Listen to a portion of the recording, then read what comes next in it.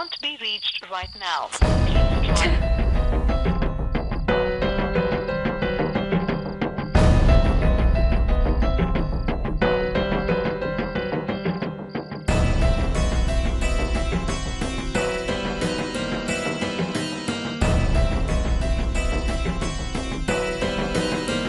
ಜಾನು ಯಾಕಮ್ಮ ಅಳ್ತಿದ್ಯಾ?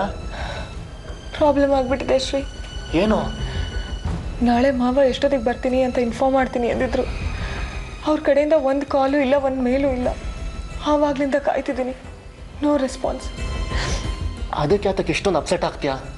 ಇದು ಎಕ್ಸ್ಪೆಕ್ಟೆಡ್ ಅಲ್ವಾ? ನನಗೆ ಗೊತ್ತಿತ್ತು ಇದು ಹೀಗೆ ಆಗುತ್ತೆ ಅಂತ, ನನಗೆ ಹೇಳಿದೆ ಕೂಡ. ಆದರೆ ನೀನು ನಂಬಲಿಲ್ಲ. ನಿಮ್ಮ ಮಾವ ಏನೋ ಸತ್ತ ಹರಿಶ್ಚಂದ್ರ ಕಝೀನ್ ಅನ್ನೋ ಥರ ಬಿಲ್ಡಪ್ ಕೊಟ್ಟೆ. ಇವಾಗ ಗೊತ್ತಾಯ್ತಾ ಅವನೆಂಥ ಚೀಟ್ ಅಂತ?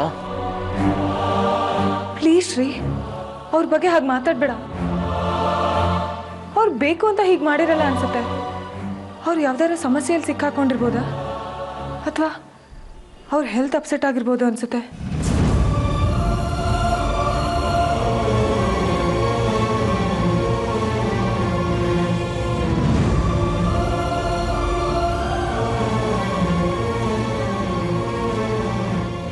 ಯಾಕೆ ಜಾನು, ಏನಾಗಿದೆ ನಿನಗೆ?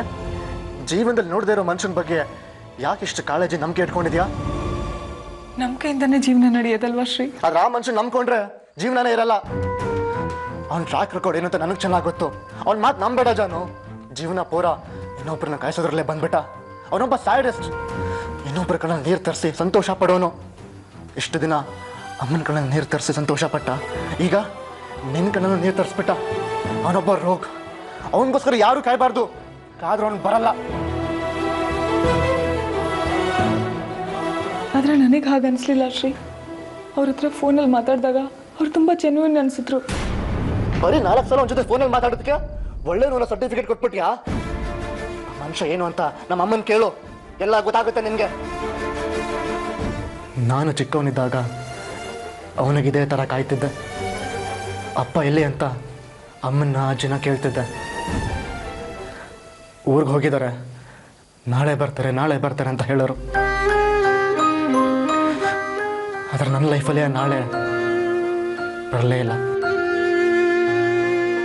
ನಾನು ಸೆಕೆಂಡ್ ಸ್ಟ್ಯಾಂಡರ್ಡಲ್ಲಿದ್ದಾಗ ನನ್ನ ಫ್ರೆಂಡ್ ಜೊತೆಗೆ ಯಾವುದೋ ಕಾರಣಕ್ಕೆ ಜಗಳ ಮಾಡ್ಕೊಂಡಿದ್ದೆ. ಆಗ ಅವನು ಅವರಪ್ಪನ ಕರೆಸಿ ಪ್ರಿನ್ಸಿಪಲ್ ಹತ್ರ ಕಂಪ್ಲೇಂಟ್ ಮಾಡಿಸ್ತಾ. ಪ್ರಿನ್ಸಿಪಲ್ ನನ್ನ ಕರೆದು ವಾರ್ನ್ ಮಾಡಿದ್ರು. ಆಗ ನನಗೆ ಅನ್ನಿಸ್ತು, ನನಗೂ ಅಪ್ಪ ಇದ್ದಿದ್ರೆ ಎಷ್ಟು ಚೆನ್ನಾಗಿರ್ತಿತ್ತು ಅಂತ. ಆದರೆ ಮನುಷ್ಯ ಯಾವ ಕ್ಷಣದಲ್ಲೂ ನನ್ನ ಜೊತೆಗಿರಕ್ಕೆ ಬರಲೇ ಇಲ್ಲ. ಪೇರೆಂಟ್ಸ್ ಮೀಟಿಂಗಲ್ಲಿ ನನ್ನ ಎಲ್ಲ ಫ್ರೆಂಡ್ಸು ಅವ್ರ ಅಪ್ಪ ಅಮ್ಮನ ಇಬ್ಬರನ್ನೂ ಕರ್ಕೊಂಡು ಬರೋರು. ಆದರೆ ನಾನು ಮಾತ್ರ ನನ್ನ 6 ಜನ ಅಮ್ಮಂದಿರನ್ನ ಕರ್ಕೊಂಡು ಹೋಗ್ತಿದ್ದೆ. ಆ ವಯಸ್ಸಲ್ಲಿ ನನಗೆ ಅಪ್ಪನ ಬಗ್ಗೆ ಇದ್ದ ಕಲ್ಪನೆ ಏನು ಗೊತ್ತಾ ಜಾನು? ಬೇಜವಾಬ್ದಾರಿ, ಹೇಡಿ, ಮೋಸಗಾರ, ನಮ್ಗೆ ಅರ್ಹನೆ ಇಲ್ಲದೆ ಇರೋ ವ್ಯಕ್ತಿ ಅಂತ. ಅಪ್ಪ ನಾನು ಯಾಕಿರಬೇಕು ಅಂತ ನಾನು ಪದೇ ಪದೇ ಅಮ್ಮನ ಕೇಳ್ತಿದ್ದೆ. ನಾನು ಸ್ಕೂಲಲ್ಲಿರೋ ಎಲ್ಲ ಮಕ್ಕಳ ಅಪ್ಪಂದಿರು ಹೀಗೇನಾ ಅಂತ ಅನುಮಾನನೂ ಪಡ್ತಿದ್ದೆ. ಸ್ಕೂಲಲ್ಲಿ ಅಪ್ಪನ ಬಗ್ಗೆ ಯಾರಾದರೂ ಏನಾದರೂ ಕೇಳಿದ್ರೆ ಕೈಗೆ ಸಿಕ್ಕಿದಂತ ಅವಳು ಹೊಡೆದು ಬಿಡ್ತಿದ್ದೆ. ಆ ಮನುಷ್ಯ ನನ್ನ ಜೊತೆ ಇಲ್ಲದೆ ಇದ್ರು ಕಾಡ್ತಿದ್ದ ನಮ್ಮನ್ನ. ಅಪ್ಪ ಅನ್ನಿಸ್ಕೊಂಡು ನನ್ನ ಜೊತೆಗೆ ಇಲ್ವಲ್ಲ ಅಂತ ಮೊದಲು ತುಂಬಾ ಹಿಂಸೆ ಅನಿಸ್ತಿತ್ತು. ಆದರೆ ಆಮೇಲೆ ನನ್ನ ಅಮ್ಮಂದಿರ ಎಲ್ಲ ಆಗ್ಬಿಟ್ರು. ಎಲ್ಲರಿಗೂ ಬರೀ ಒಬ್ಬೊಬ್ಬ ಅಮ್ಮಂದಿರಂದ್ರೆ ನನಗೆ ಮಾತ್ರ ದೇವರು 6 ಜನ ಅಮ್ಮಂದಿರು ಕೊಟ್ಟಿದ್ದಾನೆ ಅಂತ ನಾನೇ ಲಕ್ಕಿ ಅನ್ಸೋಕೆ ಶುರು ಆಯಿತು. ಇದು ಆ ಮನುಷ್ಯನ ಮಗನಾಗಿ ಹುಟ್ಟಿದ ತಪ್ಪಿಗೆ ನಾನು ಅನುಭವಿಸಿದ ನೋವು, ಕಂಡ್ಕೊಂಡು ಸತ್ಯ. ನನಗದು ಎಕ್ಸ್ಪೀರಿಯನ್ಸು ನಿಂಗೂ ಆಗಬಾರ್ದು ಜಾನು. ಅದಕ್ಕೆ ಹೇಳ್ತಿರೋದು ಕೇಳು, ದಯವಿಟ್ಟು ಅರ್ಥ ಮಾಡ್ಕೊ. ಈಗಲಾದರೂ ಮನುಷ್ಯನ ಕಾಯೋದು ಬಿಟ್ಟು ಊಟ ಮಾಡ್ಬಾ.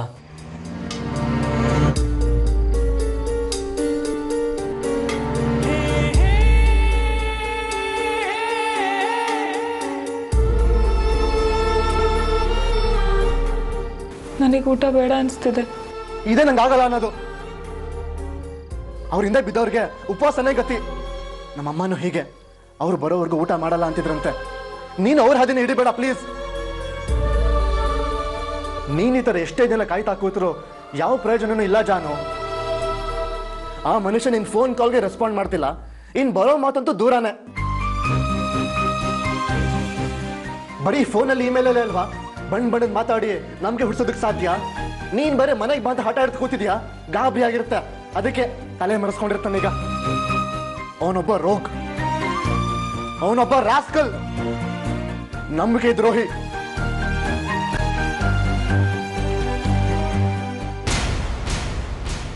ಜಾನು, ನಾಳೆ ಬೆಳಗ್ಗೆ ಹೋಮ ಇದೆ, ಹೋಗಿ ಊಟ ಮಾಡಿ ಮಲ್ಗೋ. ಹೇಳಿದ್ ಕೇಳಿಸ್ತಾ? ಹೇಳಿದ್ ಕೇಳಿಸ್ತಾ? ಹೇಳಿದ್ ಕೇಳಿಸ್ತಾ? ಹೇಳಿದ್